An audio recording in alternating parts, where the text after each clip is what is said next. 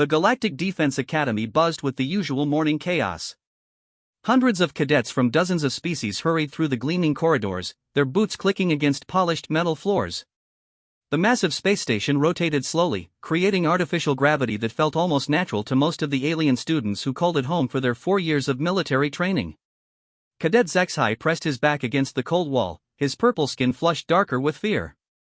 The 3 senior cadets loomed over him, their larger frames casting shadows across his trembling form. At barely 5 feet tall, the Kalari youth looked like a child next to the imposing figures blocking his path to the morning meal hall. "Where do you think you're going, Bug?" Senior Cadet Thakran growled, his forearms crossed menacingly across his chest. The Mordani warrior stood nearly 8 feet tall, his rocky skin scarred from countless training battles. "Did someone give you permission to eat with real soldiers?" HFY's large, dark eyes darted between the 3 bullies surrounding him. His people, the Kalari, were known throughout the galaxy as peaceful merchants and scholars. They rarely produced warriors, and, when they did, those warriors faced constant doubt and ridicule from other species who viewed them as weak. I have every right to be here," HFY whispered, his voice barely audible. "I passed the entrance exams just like everyone else." Senior Cadet Bractios laughed, a harsh sound that echoed off the corridor walls. The Zentorian's multiple eyes gleamed with cruel amusement as he leaned closer to the frightened Kalari.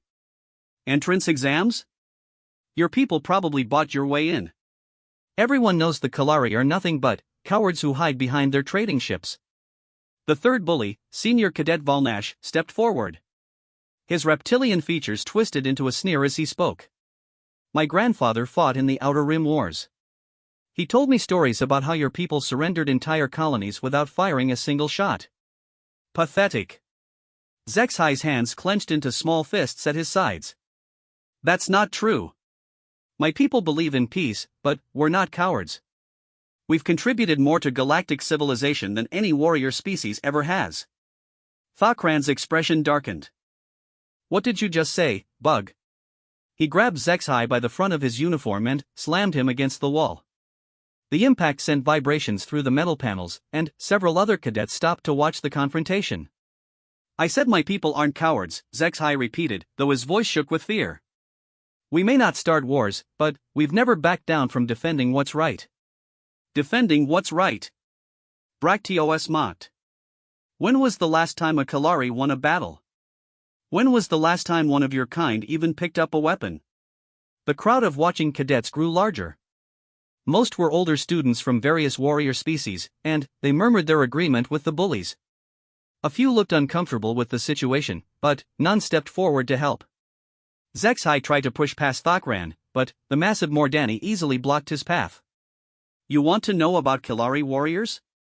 My great-uncle served in the Titan Defense Force. He died protecting a refugee convoy from pirates." "One dead hero doesn't make your entire species brave," Valnash hissed.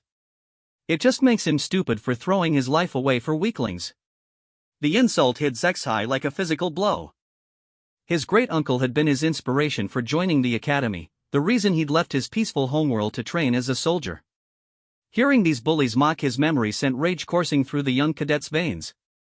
"Don't you dare talk about my family," HFY snarled, surprising himself with the venom in his voice. "You don't know anything about sacrifice or honor." Thakran's grip tightened on HFY's uniform. "I know plenty about honor, Bug. And I know you don't have any. Your people are merchants and scholars because you're too weak to be anything else."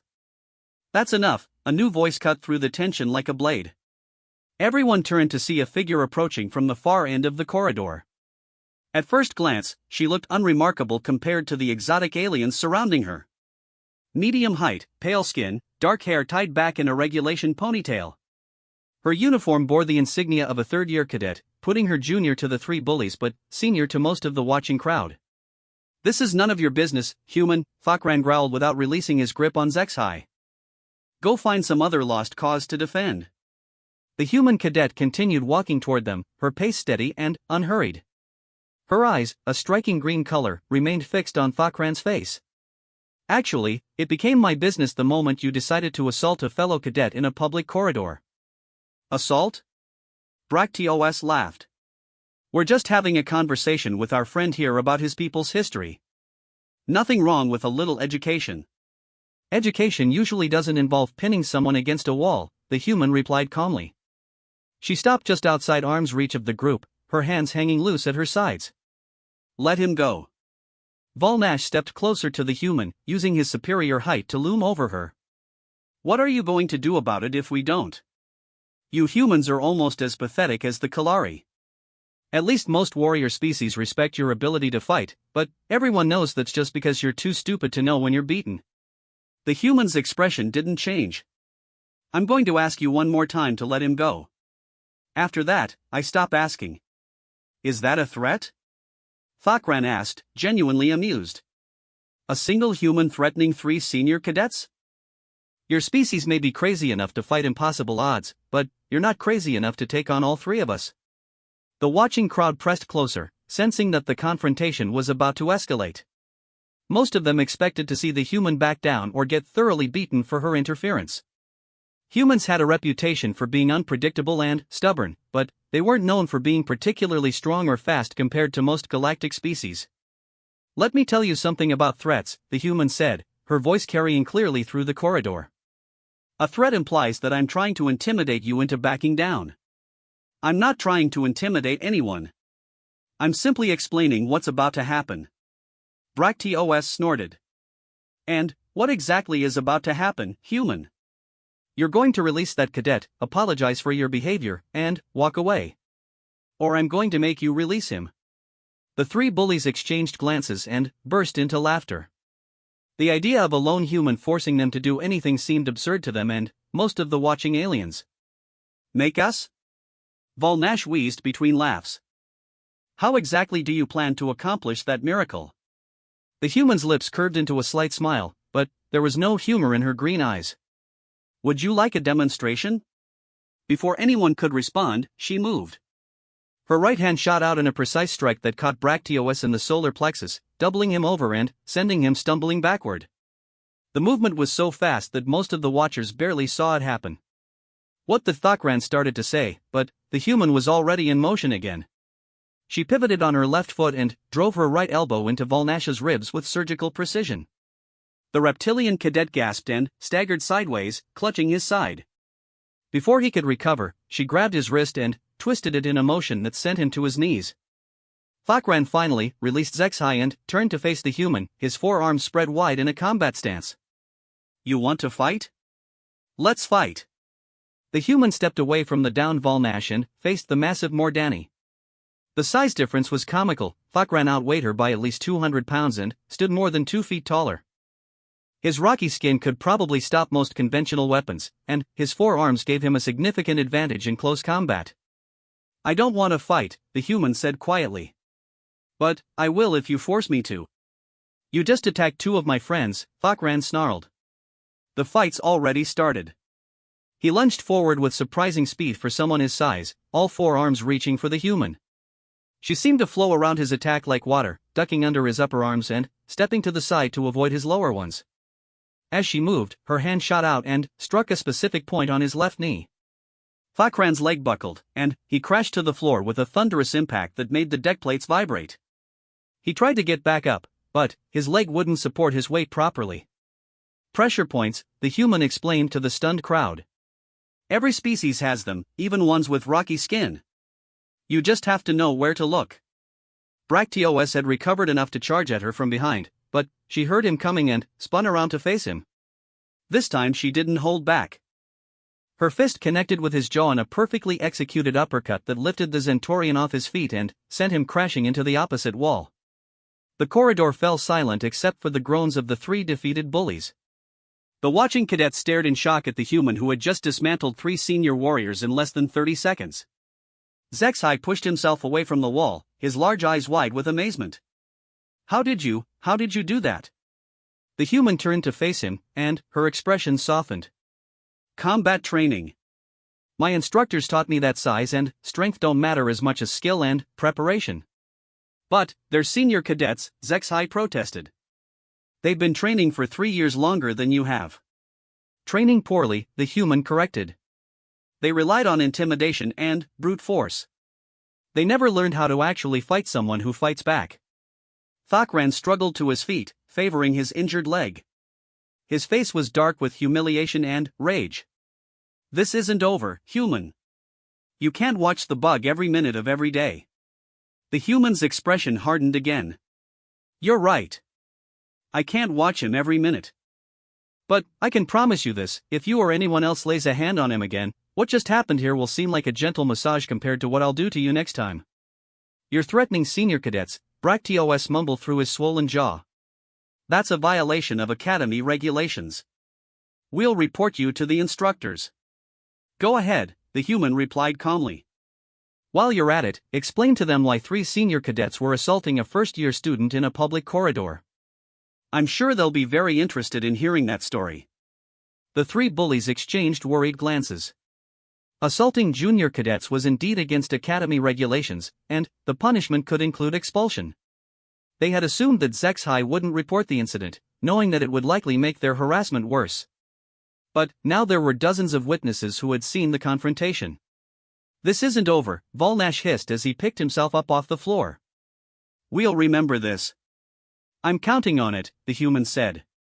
But, next time you want to remember something, remember this, I have a name. It's Sarah Chen, and I'm from Earth. And if you ever touch him again, you'll learn exactly why my species has a reputation for being dangerous when we're angry.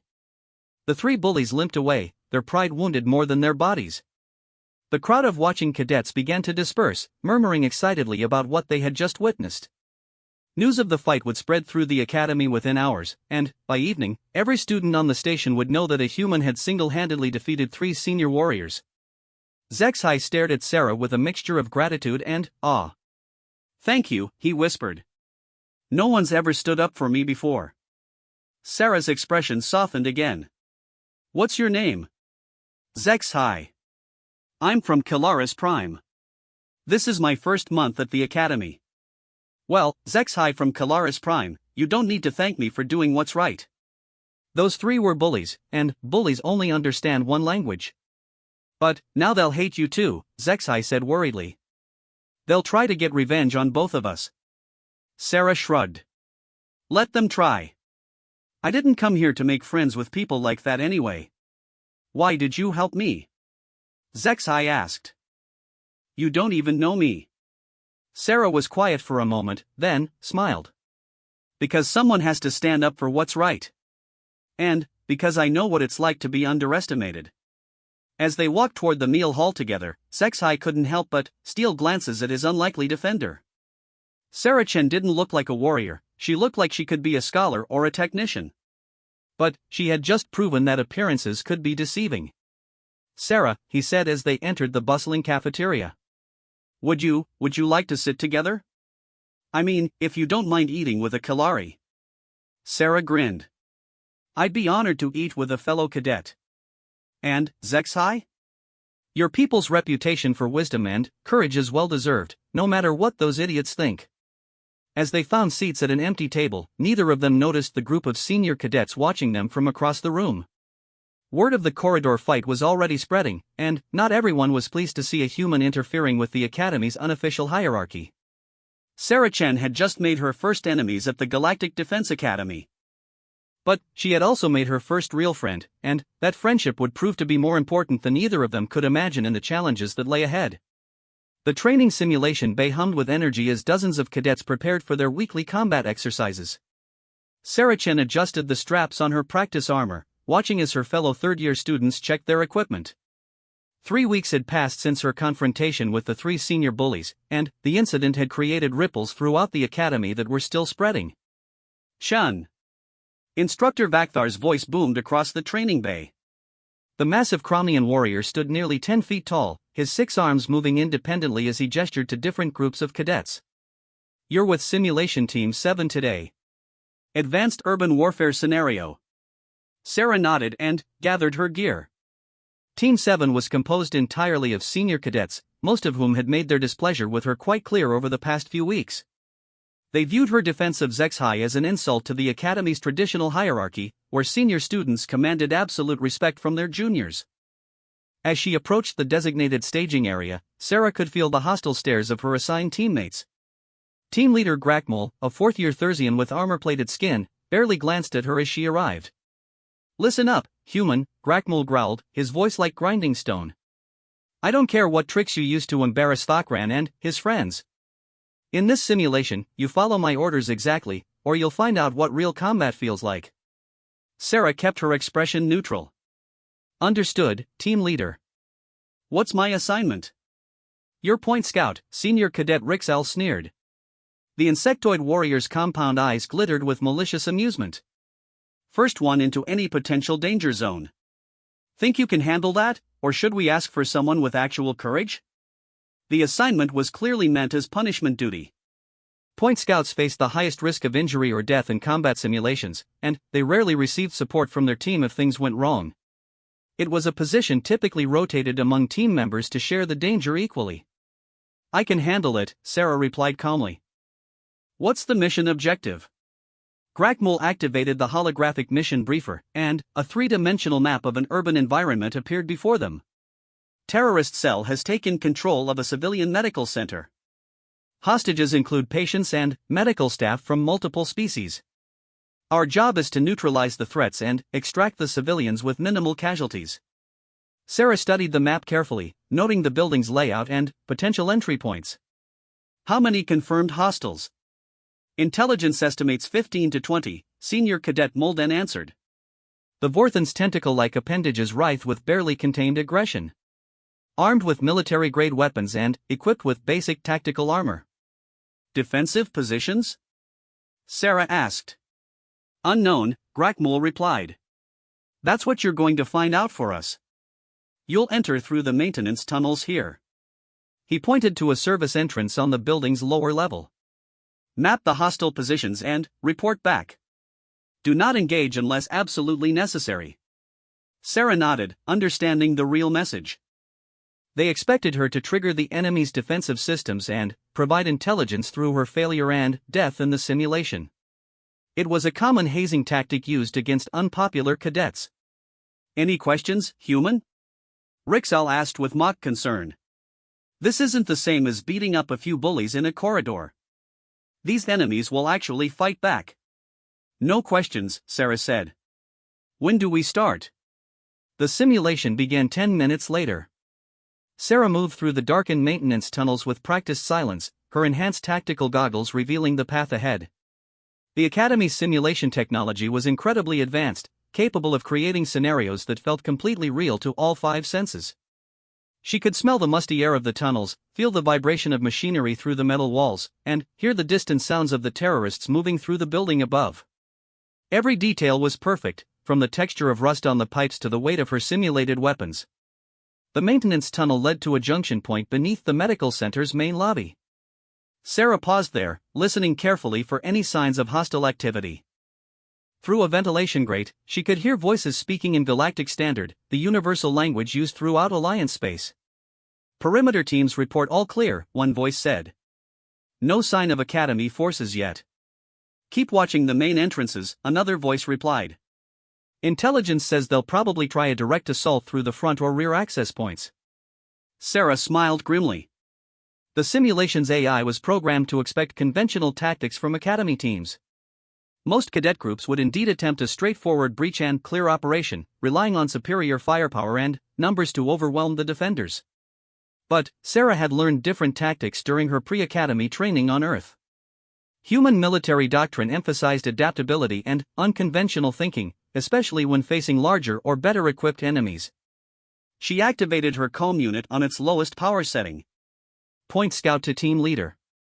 I'm in position beneath the main lobby. Multiple hostiles confirmed, at least 6 on the ground floor. Grakmul's voice crackled through the earpiece. Copy that. Fall back to extraction point and prepare for main assault. Sarah frowned. That wasn't the plan they had discussed. According to their briefing, she was supposed to continue reconnaissance until she had mapped all hostile positions. Either Grakmul was changing the plan, or he was deliberately trying to sabotage her mission. Team leader, recommend continuing reconnaissance as planned. I can reach the upper floors through the elevator shaft and provide complete intelligence picture. Negative, Grakmul replied firmly. Return to extraction point immediately. That's an order.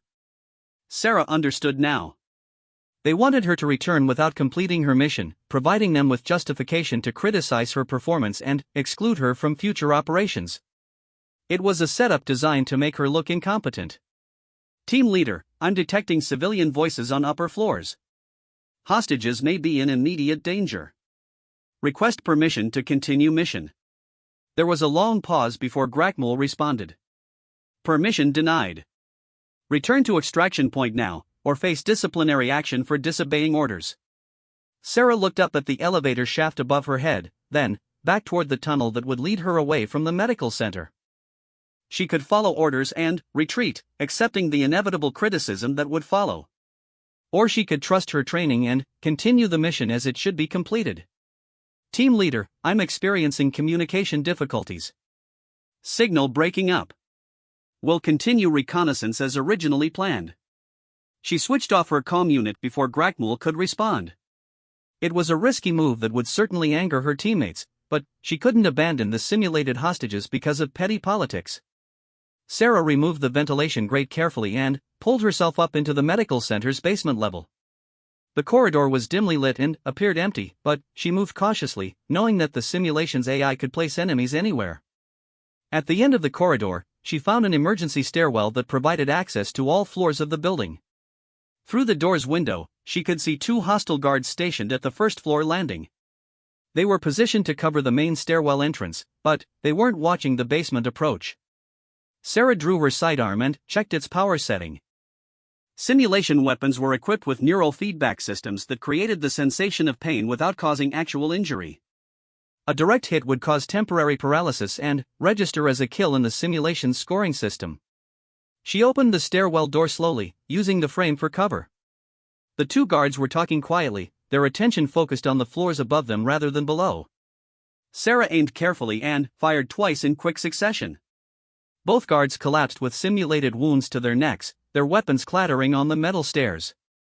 The simulation registered 2 enemy kills, but Sarah knew that the noise might alert other hostiles to her presence. She moved quickly up the stairs, pausing at each landing to listen for enemy activity. On the second floor, she could hear multiple voices coming from what sounded like a large room, probably a patient ward being used to hold hostages. Through the stairwell window, Sarah could see 4 more guards patrolling the second-floor corridor. They were spread out and alert, making a direct assault extremely risky. But she noticed something interesting about their patrol pattern. They were all facing outward, toward the building's main entrances, rather than watching the interior spaces. They expected an attack from outside, not from within their own perimeter. Sarah holstered her sidearm and drew a pair of stun grenades from her equipment belt. The simulation's version of the weapons would temporarily blind and disorient targets without causing permanent damage. If she could time it correctly, she might be able to neutralize all 4 guards simultaneously. She waited until the patrol pattern brought 2 guards close to her stairwell door, then opened it just wide enough to roll the first grenade into the corridor. As it detonated with a brilliant flash, she burst through the door and threw the second grenade toward the far end of the corridor. The 4 guards were caught completely off guard. The combination of blinding light and disorienting sound effects left them stumbling around helplessly as Sarah moved among them with precise strikes. Within seconds, all 4 were down and registered as casualties. Impressive work, Cadet Chen. Sarah spun around, weapon raised, to find Instructor Vakthar standing at the end of the corridor. The massive Cromnian was clearly part of the simulation, but his presence was unexpected. Sir? Sarah lowered her weapon but remained alert. I am playing the role of the terrorist leader in this scenario, Vakthar explained. And you have just eliminated half of my forces with tactics that my programmers did not anticipate. Just following my training, sir. Vakthar's alien features were difficult to read, but Sarah thought she detected approval in his tone. Your training clearly differs from standard academy doctrine. Where did you learn such unconventional approaches? Earth Military Academy, sir. Human tactical doctrine emphasizes flexibility and adaptation to changing circumstances. Interesting. Vakthar gestured toward the patient ward where the hostages were being held. What would standard academy doctrine suggest as your next move? Sarah considered the question carefully.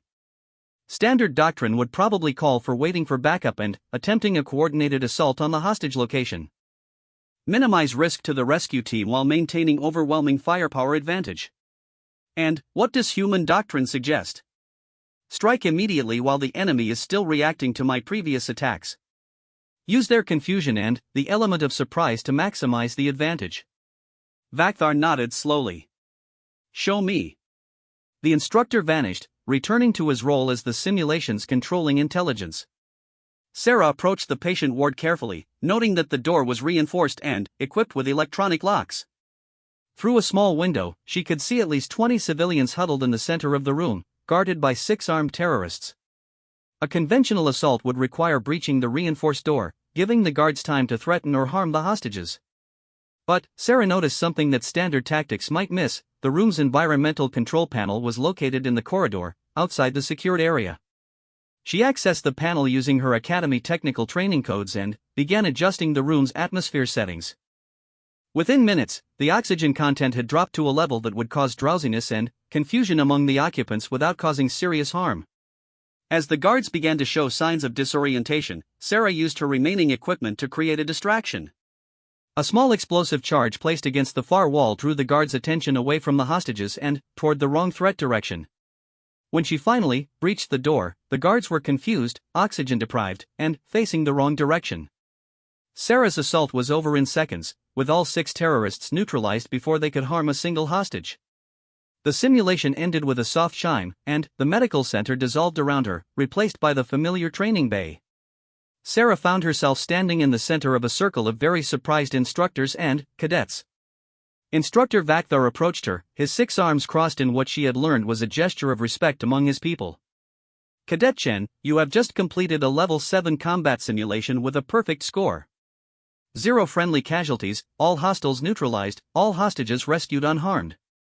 A murmur ran through the watching crowd. Level 7 simulations were typically reserved for 4th-year cadets and recent graduates. For a 3rd-year student to complete one successfully was remarkable. To do it perfectly was unprecedented. Grakmul pushed through the crowd, his armored face dark with anger. She disobeyed direct orders. I told her to return to extraction point, and she ignored my commands. Yes, Vakthar replied calmly. She did disobey your orders.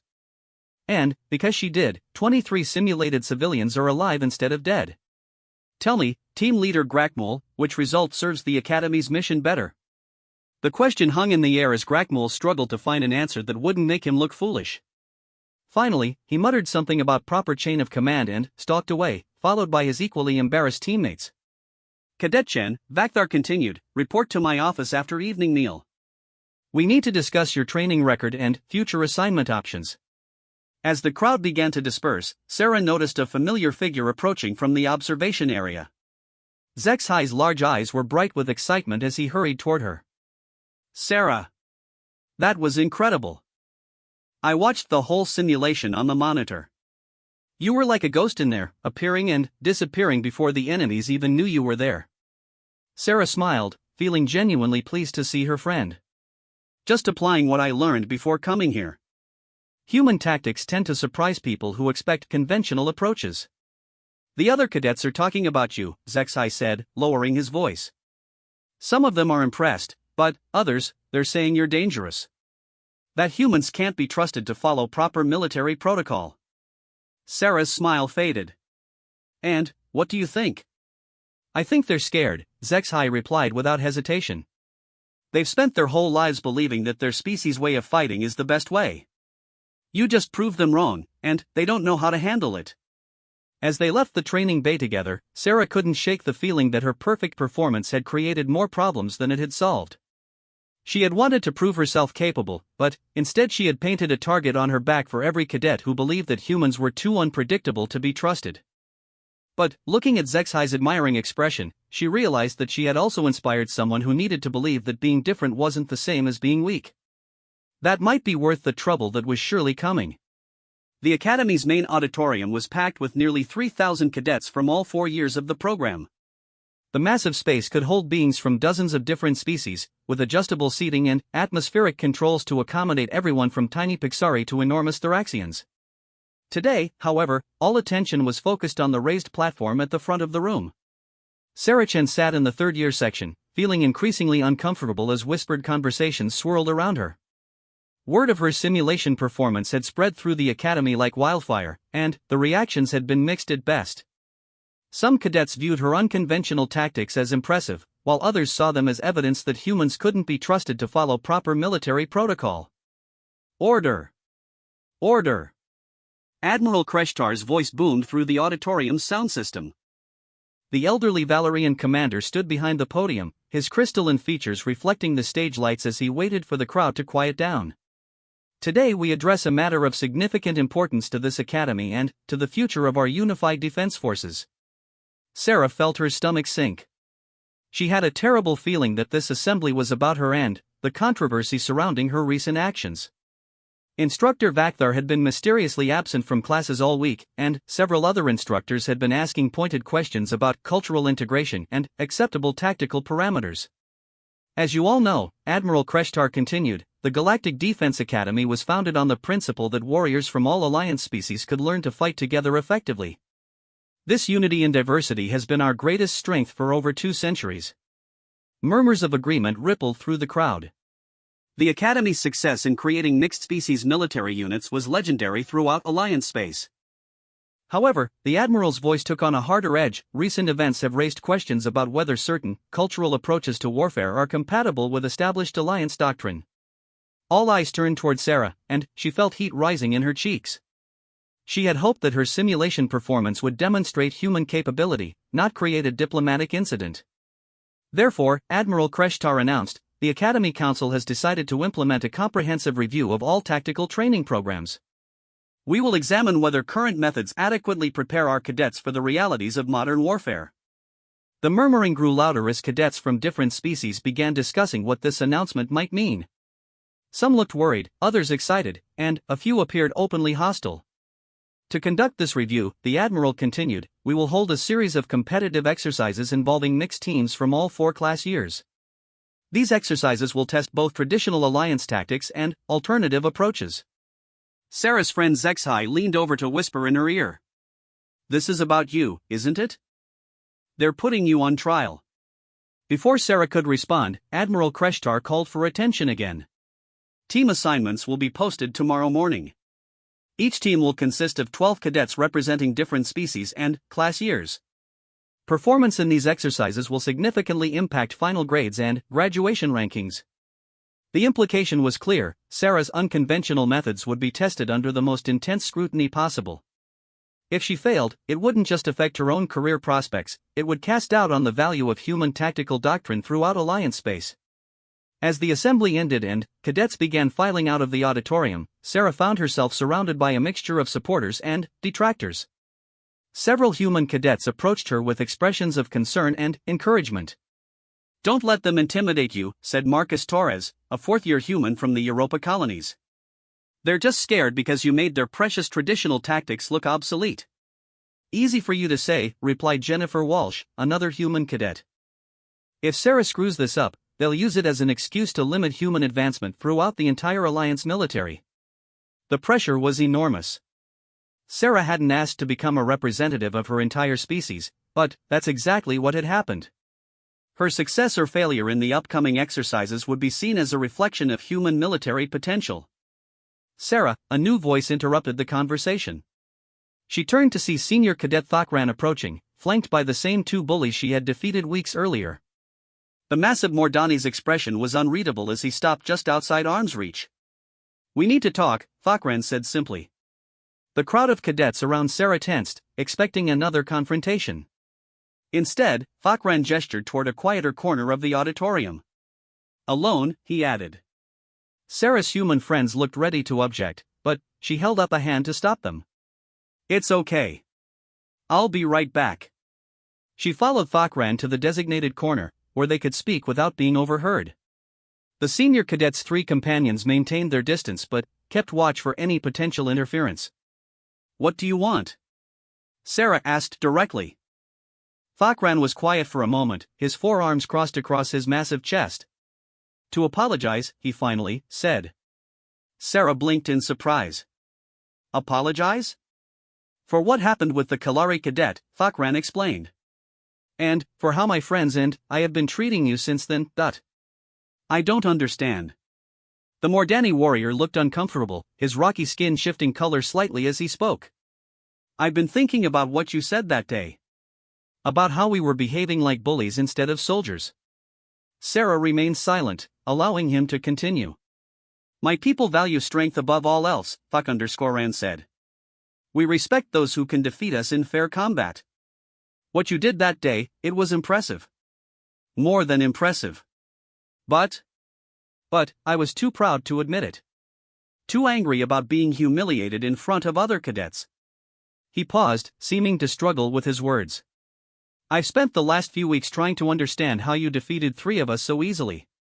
I studied recordings of the incident, analyzed your techniques, researched human combat doctrine.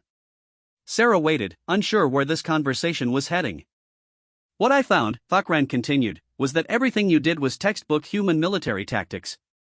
You identified our weaknesses, exploited them efficiently, and neutralized the threat with minimal force necessary. It was elegant.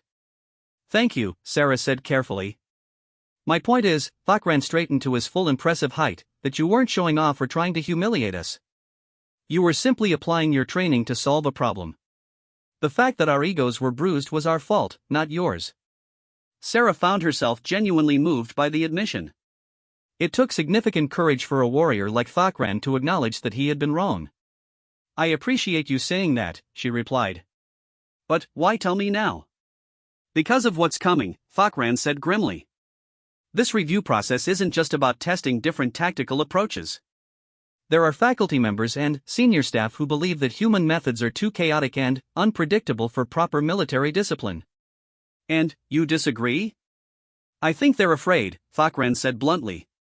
Afraid that human tactics are actually superior to what we've been teaching for centuries. Afraid that admitting that would mean acknowledging that the Alliance military has been doing things wrong for generations. Sarah felt a chill run down her spine. What are you suggesting? I'm suggesting that some people want you to fail these exercises, regardless of how well you actually perform. They'll stack the deck against you if they can. Why are you warning me? Thakran's expression grew serious.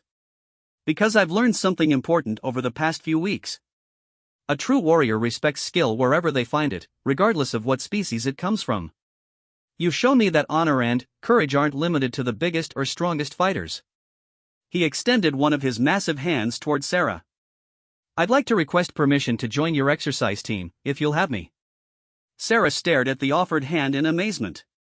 An alliance with Thakran would be incredibly valuable. He was one of the most respected senior cadets in the academy, and his endorsement would carry significant weight with both students and faculty. Why would you want to join my team? Sarah asked. Because I want to learn, Thakran replied simply. I want to understand how human tactics work, and I want to prove that different approaches can complement each other instead of competing. Sarah clasped his hand firmly. Welcome to the team. Over the next several days, word of Thakran's alliance with Sarah spread throughout the academy. The reaction was explosive.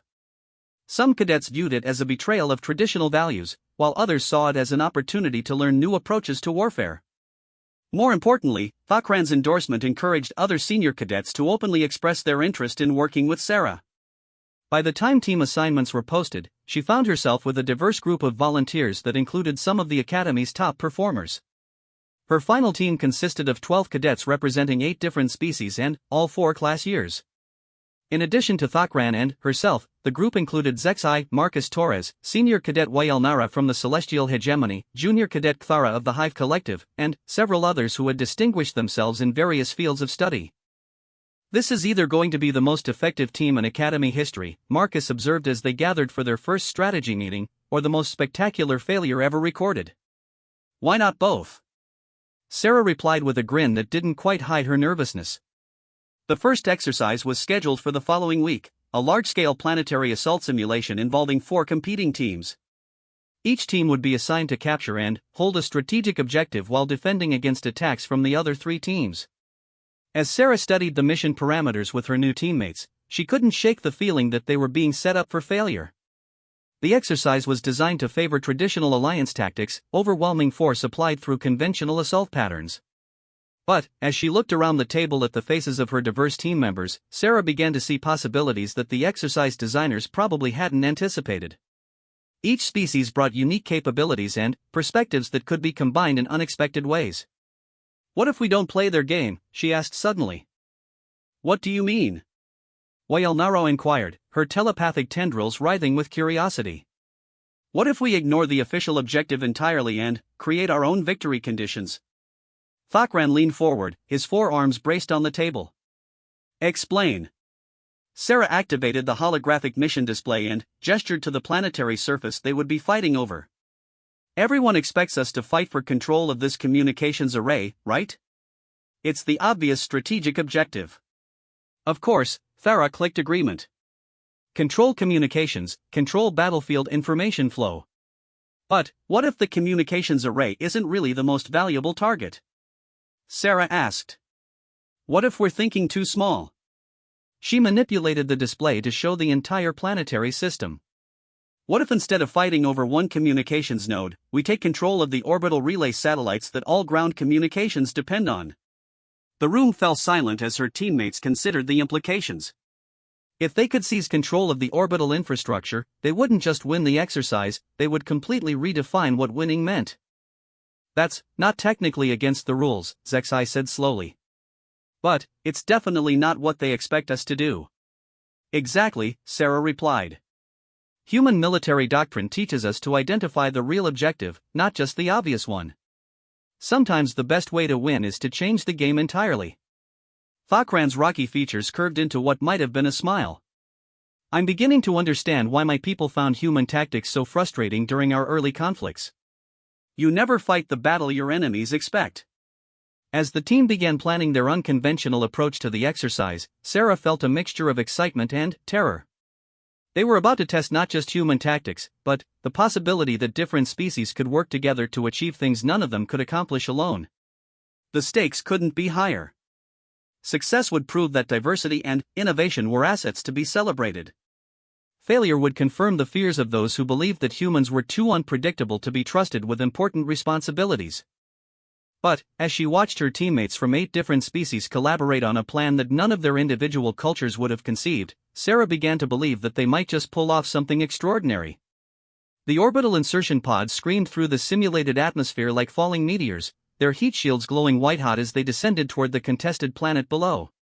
Inside Pod 7, Sarah Chen gripped her restraint harness and reviewed the mission plan one final time through her helmet's display. Around her, the other teams were executing exactly the strategies that Academy doctrine prescribed. Teams Alpha, Beta, and Gamma had all launched massive ground assaults aimed directly at the communications array that served as the exercise's primary objective. Hundreds of cadets were currently engaged in fierce battles across the planetary surface, employing the traditional tactics they had studied for years. Sarah's team, designated as Delta Squad, had taken a completely different approach. While the other teams fought over the ground-based objective, her 12-person unit was attempting something that had never been tried in Academy exercises before, a direct assault on the orbital relay stations that controlled all planetary communications. 60 seconds to deployment, Thakran's voice crackled through the comm system. The massive Mordani warrior was serving as the team's assault coordinator, his forearms perfectly suited for managing multiple weapon systems simultaneously. "All teams confirm readiness," Sarah replied, checking the status indicators for each of her squad members. The green light showed that everyone was prepared for the most dangerous part of their mission. Unlike the other teams, who had landed their forces safely on the planetary surface, Sarah's squad was conducting a high-risk orbital insertion directly onto the space stations that controlled the communications network. One mistake during the approach would send them tumbling into deep space or crashing into the station's defensive barriers. "Station Alpha 7 in visual range," reported Wailnara, whose telepathic abilities made her an ideal sensor operator. "Detecting automated defense systems and approximately 20 station personnel." Beta 3 showing similar defensive posture, added Clara, her compound eyes perfectly adapted for picking out details in the darkness of space. "This is going to be more difficult than the simulations predicted." Sarah had spent the past week studying every available technical manual about the orbital relay stations. The facilities were designed to be nearly impregnable, protected by energy shields, automated weapon systems, and redundant security protocols. They were never intended to be assault targets. Academy doctrine treated them as permanent infrastructure that would be captured or destroyed only through prolonged siege operations. But Sarah had identified a critical vulnerability that the station designers had never considered. The orbital relays were built to defend against attacks from other spacecraft, not from individual soldiers conducting boarding operations. Their defensive systems were oriented outward, toward potential threats approaching from deep space. Deployment in 10 seconds, Thakran announced. Remember, we have exactly 47 minutes before the exercise ends. If we haven't taken control of the orbital network by then, all 3 ground teams will have fought for nothing. The insertion pod's bay doors opened with a hiss of escaping atmosphere, revealing the vast darkness of space and the gleaming bulk of the first relay station. Sarah felt her stomach lurch as artificial gravity released its hold and she floated free in the pod's cargo compartment. Go! Go! Go, she shouted, activating her suit's maneuvering thrusters. 12 figures in powered armor burst from the pod and scattered toward different sections of the space station. Each squad member had been assigned a specific entry point based on their individual capabilities and species advantages. Sarah aimed herself toward a maintenance airlock on the station's underside, a location that sensors couldn't easily monitor. Behind her, she could see Zexhi's smaller form heading toward a ventilation intake that only someone his size could access, while Thakran's massive bulk was directed toward a cargo bay where his strength would be most valuable. The approach took nearly 10 minutes of careful maneuvering to avoid the station's automated detection systems. Sarah's suit was equipped with stealth technology that made her nearly invisible to most sensors, but she had to move slowly and carefully to avoid creating heat signatures or electromagnetic disturbances. As she reached the maintenance airlock, Sarah activated her suit's hacking protocols and began working on the station's security systems. The Academy had provided each cadet with basic infiltration tools, but Sarah had augmented hers with techniques she had learned during pre-Academy training on Earth. Human computer specialists had a well-deserved reputation throughout the Alliance for their ability to bypass security systems that other species considered unbreachable. It was a skill that had proven invaluable during humanity's early conflicts with hostile alien powers. Maintenance access secured, Sarah reported through the comm system. Beginning interior infiltration. Ventilation system compromised, Zexhi's voice followed immediately. I'm inside the station's environmental control center. Cargo bay secured, Thakran added. Preparing to move toward primary control systems. One by one, the other team members reported successful entry into their assigned sections of the space station. The first phase of their assault was proceeding exactly according to plan. Sarah moved through the station's maintenance corridors with practiced silence, using her suit's enhanced sensors to map the interior layout and identify potential threats. The simulated station personnel were all Academy instructors and senior cadets playing the roles of enemy operators, and they would be just as determined to stop her team as any real enemy. Through her helmet's display, she could monitor the progress of the ground-based battles taking place on the planet below. All 3 conventional teams were engaged in fierce fighting over the communications array, with casualties mounting rapidly on all sides. The exercise's scoring system showed a chaotic stalemate, with control of the primary objective changing hands every few minutes. But none of that would matter if Sarah's team could seize control of the orbital relay network. With command of the communication satellites, they could disable the ground-based array entirely and take control of all information flowing to and from the contested planet. Sarah, Wailnara's voice came through the comm system with urgent intensity. I'm picking up telepathic signatures from the station's command center. At least 6 hostile personnel, including what appears to be a senior Academy instructor. That was both good news and bad news. The presence of a senior instructor meant that the command center was indeed the station's primary control point. But it also meant that taking control of it would require defeating some of the most experienced warriors in the Academy. Zexhi, what's your status on environmental controls? Sarah asked.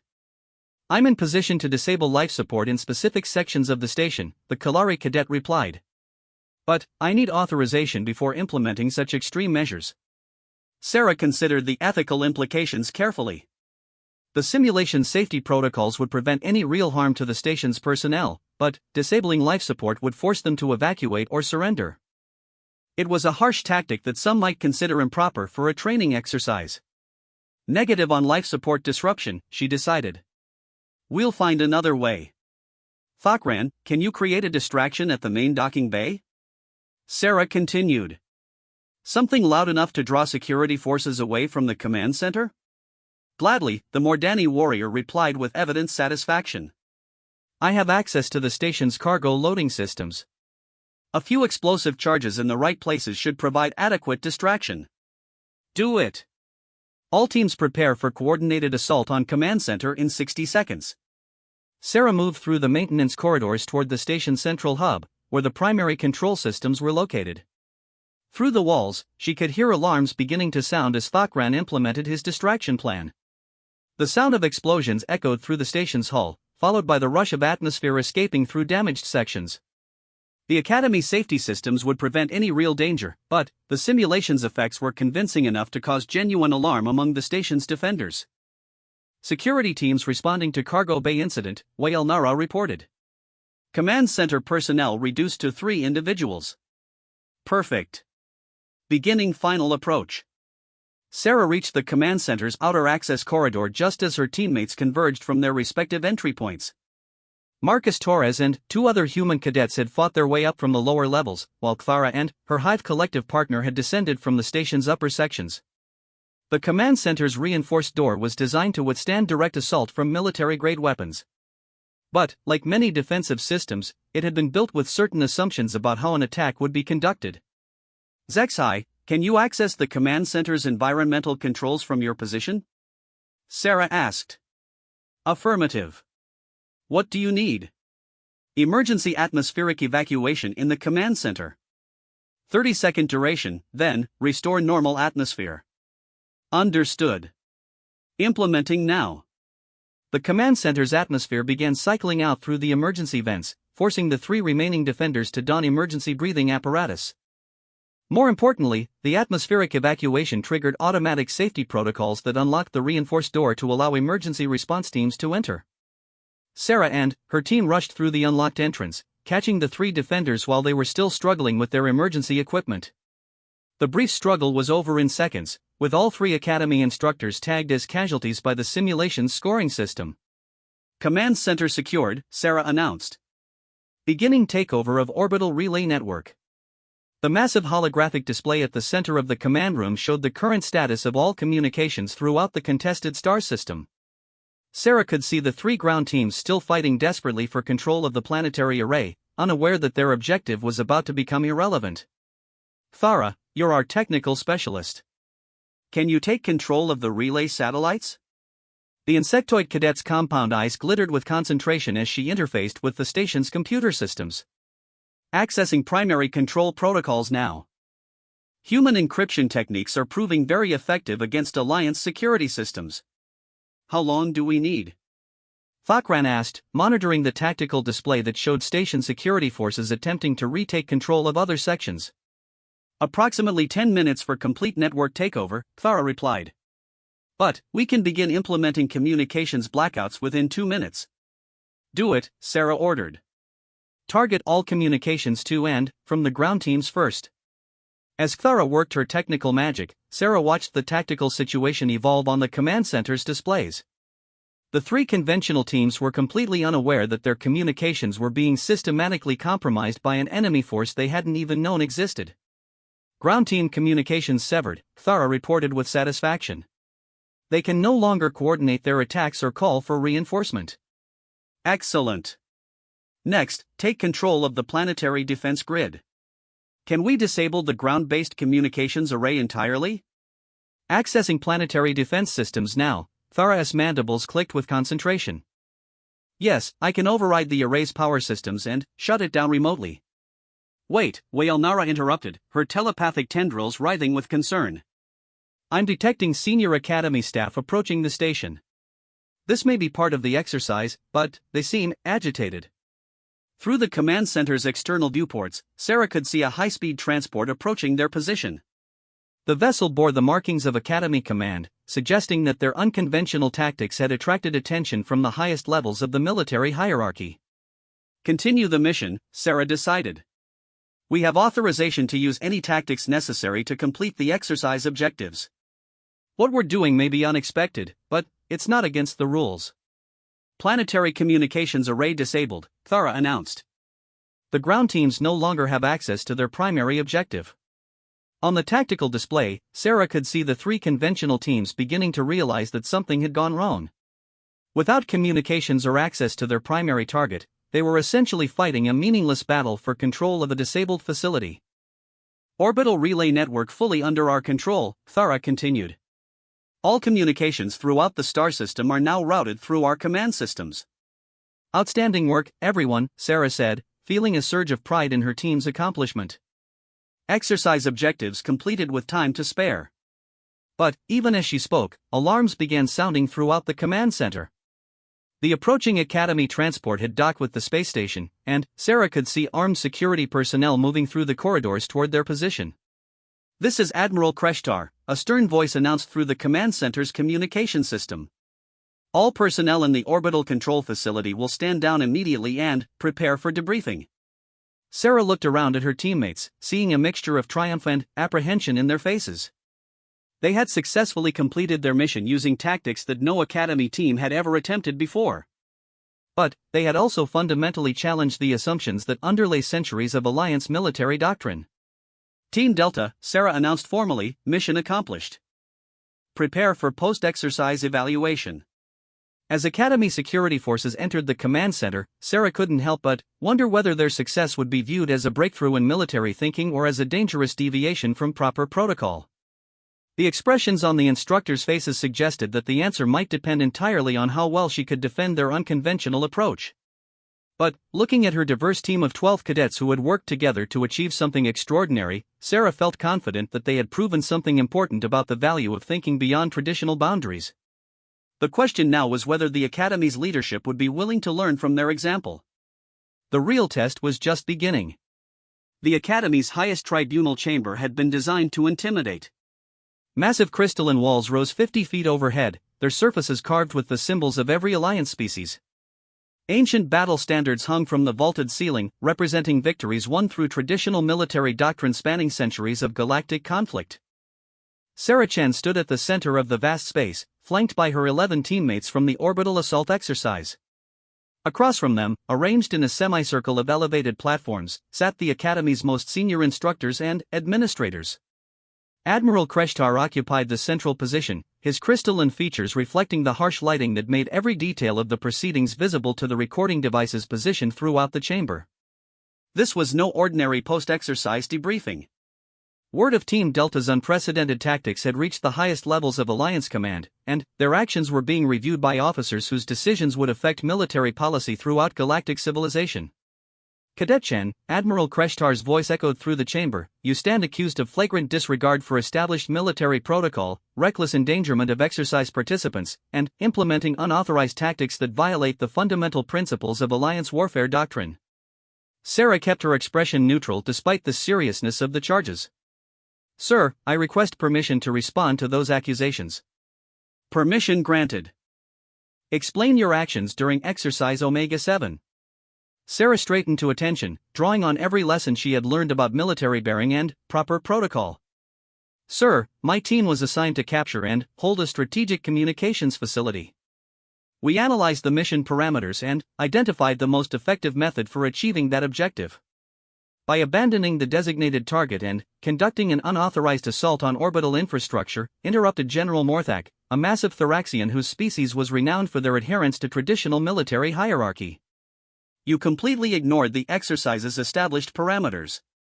"With respect, sir," Sarah replied, "the exercise parameters called for capturing control of planetary communications. We achieved that objective by taking control of the orbital relay network that all ground-based communications depend upon. Through methods that had never been tested or approved," Admiral Kreshtar observed coldly. "You improvised tactics that put your entire team at unnecessary risk." Thakran stepped forward, his forearms crossed in a gesture of formal military respect. "Sir, I request permission to speak on behalf of my team leader." The Admiral's expression suggested surprise at the intervention from one of the Academy's most respected senior cadets. "Granted. Sir, Cadet Chen's tactical decisions were not improvised," Thakran stated firmly. "Every aspect of our mission was carefully planned and executed according to sound military principles. We conducted detailed reconnaissance, identified enemy weaknesses, and exploited those weaknesses using coordinated team tactics." Tactics that violate established alliance doctrine, General Morthak rumbled. Sir, Sexhai interjected, his small voice somehow carrying clearly through the vast chamber, I request permission to address the tribunal. Admiral Kreshtar gestured for him to continue. Honored instructors, Zexhai began, his large eyes reflecting the chamber's lights. 3 months ago, I was being assaulted by senior cadets who believed that my species was too weak to belong at this academy. Cadet Chen intervened and demonstrated that assumptions about strength and capability can be dangerously wrong. He paused, gathering courage before continuing. During exercise Omega-7, she demonstrated the same principle on a larger scale. Traditional tactics assume that orbital installations are too well defended to be captured by small forces. That assumption proved to be incorrect. The Kalari cadet raises an interesting point, came a new voice from the tribunal. Commander Telvash of the Celestial Hegemony leaned forward, her ethereal features thoughtful. Perhaps our real question should be whether our established doctrines are adequately preparing our forces for unconventional threats. General Morthak's expression darkened.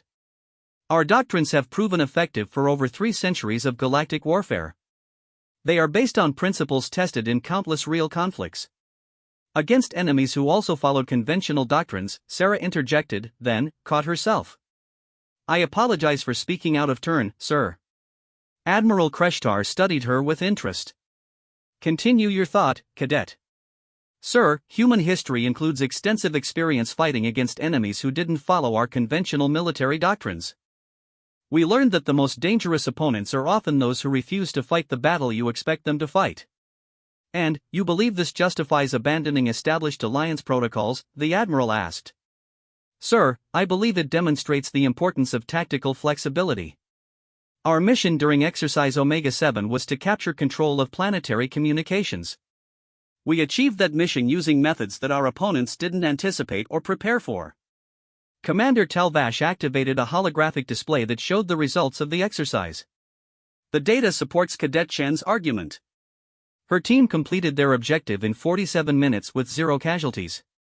The 3 conventional teams fought for 6 hours and achieved only temporary control of a disabled facility.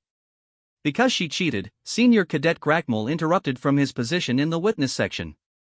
She ignored the exercise parameters and attacked targets that weren't supposed to be part of the scenario.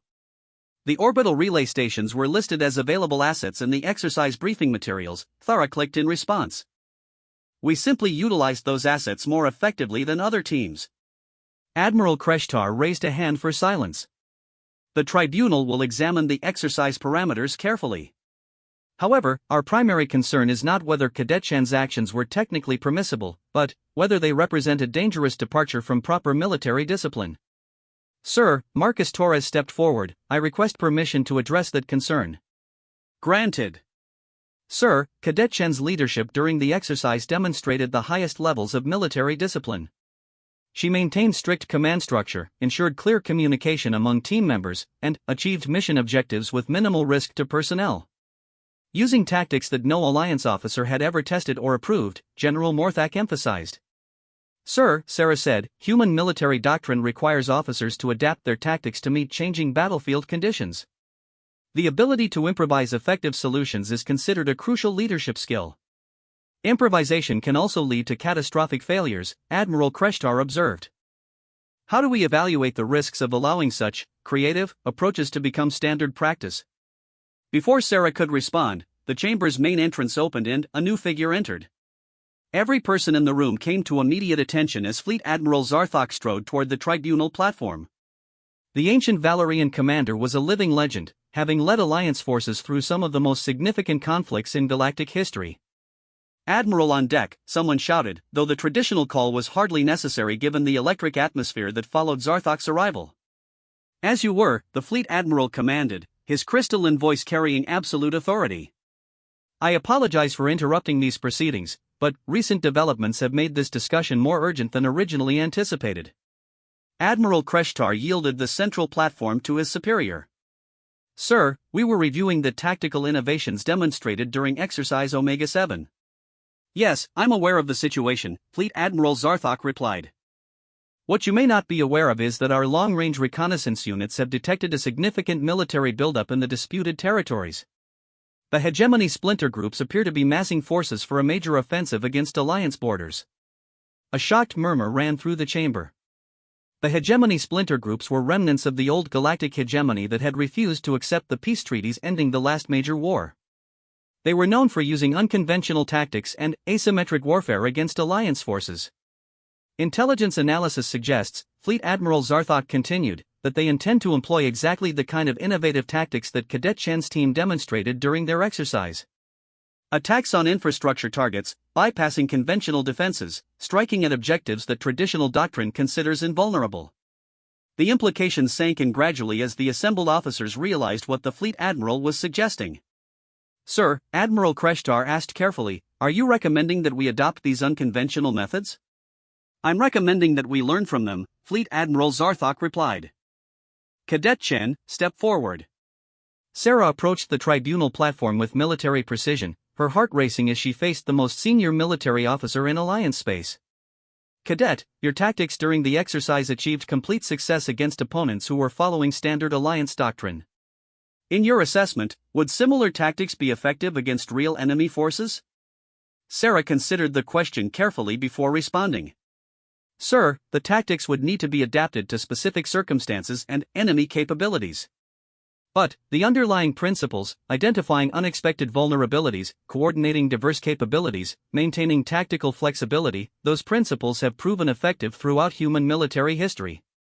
And, these principles could be taught to Alliance officers from other species? Yes, sir. My team included 8 different species, all of whom contributed unique capabilities to our mission success. The tactics work because they combine different strengths rather than requiring everyone to fight the same way. Fleet Admiral Zarthok turned to address the entire tribunal. Honored colleagues, we face a choice. We can continue to rely on doctrines that have served us well in past conflicts, or we can adapt to meet new challenges that require new solutions. He gestured towards Sarah and her teammates. These cadets have demonstrated that unconventional approaches can achieve remarkable success when applied by disciplined, well-trained personnel. The question is whether we have the wisdom to learn from their example. The chamber fell silent as the senior officers contemplated the implications. For centuries, Alliance military doctrine had emphasized standardization and predictable tactics. The idea of encouraging improvisation and tactical flexibility represented a fundamental shift in military philosophy. Cadet Chen, Admiral Kreshtar said finally, the tribunal has reached a decision regarding your actions during Exercise Omega-7. Sarah straightened to attention, preparing herself for whatever judgment was about to be pronounced. Your tactics violated established protocols, the Admiral continued. Your methods were untested and, potentially dangerous. Your approach fundamentally challenged assumptions that have guided Alliance military thinking for generations. The pause seemed to last forever. Therefore, Admiral Kreshtar announced, the Academy Council hereby authorizes the establishment of a new advanced tactics program, with you serving as the primary instructor. You will develop curriculum that combines traditional Alliance doctrine with the innovative approaches you have demonstrated. Sarah felt her knees weaken with relief and amazement. Sir, thank you, sir. Don't thank us yet, Fleet Admiral Zarthok observed with what might have been amusement. Your real challenge is just beginning. You'll need to prove that these methods can be systematically taught and reliably implemented by officers throughout the Alliance military. Sir, I won't let you down. See that you don't. The security of our entire civilization may depend on how well you succeed. As the tribunal formally concluded and the assembled officers began filing out of the chamber, Sarah found herself surrounded by her teammates from Exercise Omega-7. Fakran's massive hand fell on her shoulder with surprising gentleness. So, the Mordani warrior said with evident satisfaction, what impossible mission do we tackle next? Sarah looked around at the diverse faces of her friends and allies, seeing representatives of species who had once been enemies now united in common purpose. Zexai's bright eyes, Thara's compound vision, Waelnara's telepathic tendrils, Marcus's familiar human features, all of them looking to her for leadership in the challenges ahead. Next, Sarah said with growing confidence, we prove that being different isn't a weakness. We show the galaxy that our diversity is exactly what makes us strong. As they left the tribunal chamber together, Sarah couldn't help but reflect on how far they had all come from that morning when she had first stepped in to defend a frightened Kalari cadet being bullied by senior students. That single act of standing up for what was right had led to changes that would reshape military thinking throughout Alliance space. Sometimes, Sarah realized, the most important battles weren't fought with weapons or tactics. They were fought with courage, compassion, and the willingness to prove that everyone deserved a chance to show what they could accomplish when given the opportunity. And, sometimes, just sometimes, one person stepping forward to do what was right could change the course of galactic history.